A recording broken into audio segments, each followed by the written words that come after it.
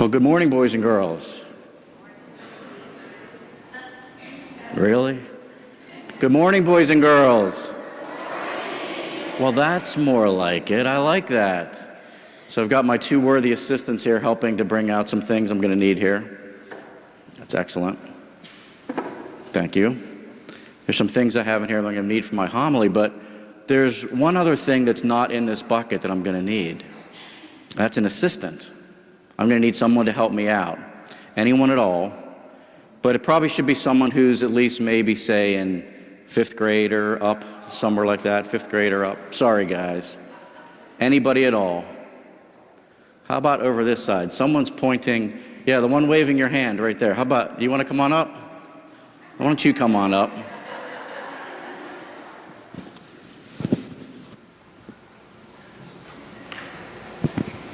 Well, thank you for helping us. Can you tell everyone your name? Victoria Lang. Have we ever met before? No. Okay.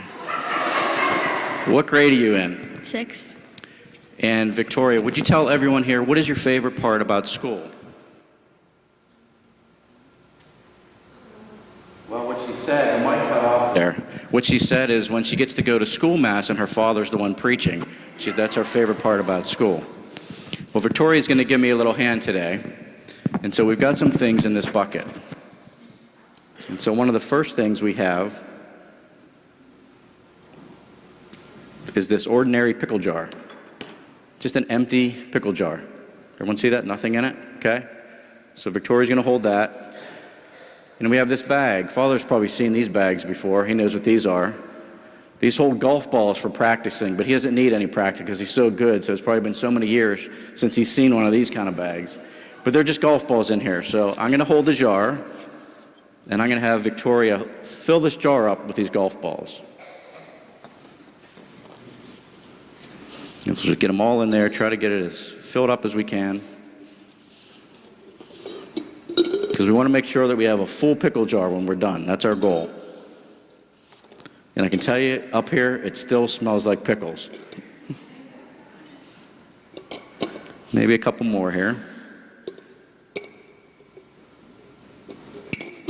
Shake and get one more in. There we go. All right. So, we have a full pickle jar, right? Everyone agrees with that? It's a full pickle jar? Yes? Nah, maybe not. We got some pebbles here. Let's see what we can do with these pebbles. See if we can get this lid off. Okay, let's hold it over here. We don't want to make too much of a mess here on the altar. So Victoria's just pouring the pebbles into the jar, trying to fill up all of those spaces between the golf balls. Let me shake them down. Want to get them in there nice? We can probably fit some more in there. Okay, there we go. Now, we have a full pickle jar. Everybody see that? Now it's full. Maybe not. We got some sand. Let's see if we can get some sand in here. Now this could get really, really messy. So we're really going to hold this over here. And we're going to have to shake this a lot probably to get this sand down in here. Let me shake it. Yep, it's going down in. You can see it. More.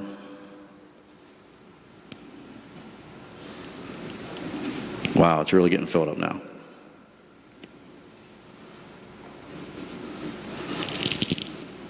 Maybe a tiny bit more there. There we go. Okay, now we did it. We did it. The sand has clearly filled up all of those spaces between the golf balls and the pebbles. You can see that's completely full, right? So now we have our full pickle jar. Or do we? Chocolate milk. This could get really, really messy. So let's see if we can get the chocolate milk in here. There it goes. It's seeping around a little bit. We're getting a little bit in there. Must not be too much space. Okay, she's pouring some more. It's oozing down in there. Okay, maybe that'll be it. And we'll get our lid on, and that chocolate milk will start to ooze down in there. And so that milk's going to take up all of those spaces. It's starting to go down. But we have it pretty full with the sand and the golf balls and everything. Let's put this on the ground. Okay. So, here we go. There's our full pickle jar. So let's all give Victoria a round of applause for helping us out this morning. Thank you.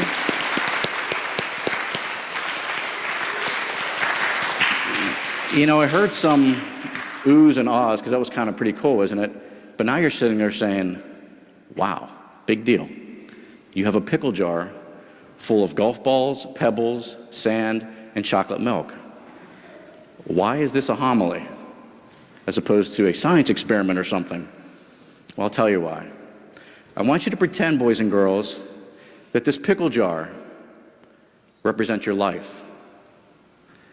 And when you have a pickle jar like that and think of it as your life, everything that goes into it is everything that we fill our life up with.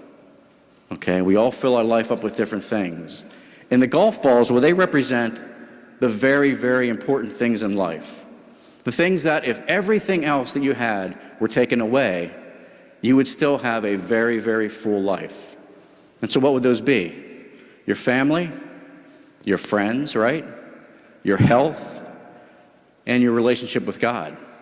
Those are the things that are really, really important. And what about the pebbles? Well, the pebbles represent some other important things, like school, of course. We know how important that is. A job you might have someday. Of course, your family's home, where you live. And maybe even the car that your parents use to bring you to school, perhaps, or certainly to church, and all your different activities. And the sand, well, the sand that we have in there, that just represents everything else. Everything else in life is the sand. And so we can see that if we first started with the sand and put the sand in the jar, we would have no room for the pebbles and no room for the golf balls. And the same thing goes for life.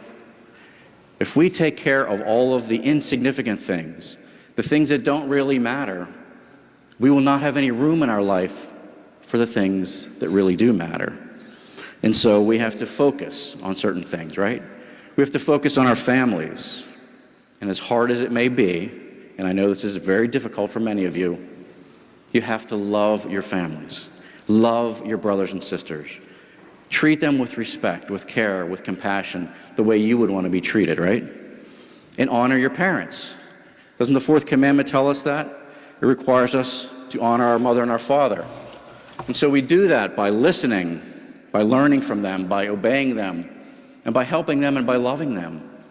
And what did today's gospel tell us? It said, remain in my love. If you keep my commandments, you will remain in my love, just as I have kept my Father's commandment and remain in his love. And so it truly is all about love. And you need to be kind to your friends. And this is a big one. Treat your friends, treat one another in school and out of school the way that you would want to be treated. If you're thinking about saying a mean thing to somebody, an unkind remark, bullying them, pushing them, treating them really poorly because it's kind of cool and you think your friends are going to laugh about it, think again. Just stop. Just stop and think. You're now that person. You're now that person that's going to be bullied. You're the person who someone is going to say something unkind about. Someone who's going to be treated poorly. And this happens to you every day. Every day you have to go to school and feel that way. You're all looking pretty sad right now because you don't want to be that person, do you? So just think of that. That's all I'm asking you to do, is think of that. Think of being that person, and you'll start treating other people differently. So be kind to your friends. And treat your body with respect. Not only for your physical health, that's very, very important. Our bodies are a temple of the Holy Spirit, so we have to treat them with respect. But I'm also talking about your outward appearance, your clothing, the way you choose to dress, and the way you act. If you act immodestly or disrespectful, guess what?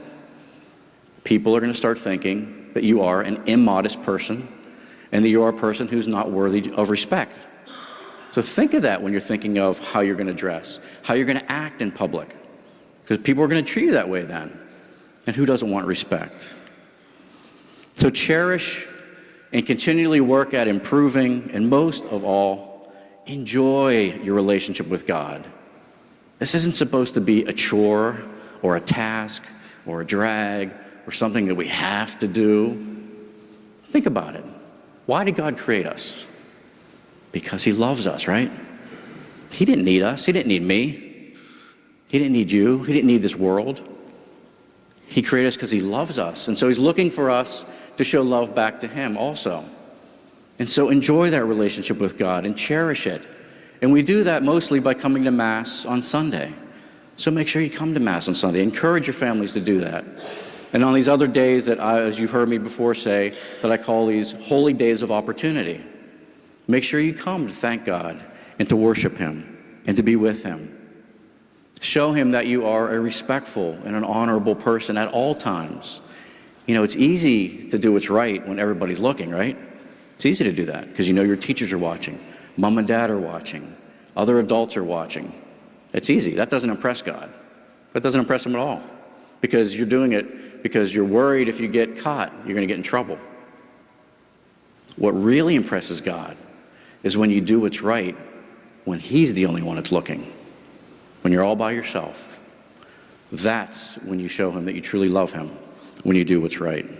So remember, boys and girls, take care of those golf balls first, right? Take care of those important things in life first. Set your priorities and keep them straight. And we all have to do this from time to time. We all have to take a step back and reassess and say, am I doing what's right? Am I taking care of those golf balls? Am I worrying about my family and my friends and my health and my relationship with God? Am I taking care of those things? And if I'm not, if my focus is off of those things, then maybe we need to change our priorities around a little bit to make sure we get focused back on those things that are important, those things that are going to keep us on that pathway towards heaven. Those are the things that are really going to matter eternally. Not all of those things that we might call pebbles, or certainly not the sand. And so remember that everything else, other than the golf balls, really is just sand. Well, wait a minute. I didn't say anything about that chocolate milk. Anybody wondering about the chocolate milk? What's the chocolate milk there for? What does that represent? That's an easy one. That's very simple. That tells us that no matter how exciting life gets, how filled up your life gets, how worried you might get about things, how upset you might get about things, there's always time for chocolate. And if your parents ask you, where did you ever learn that? Tell them right here in church from Father Ted.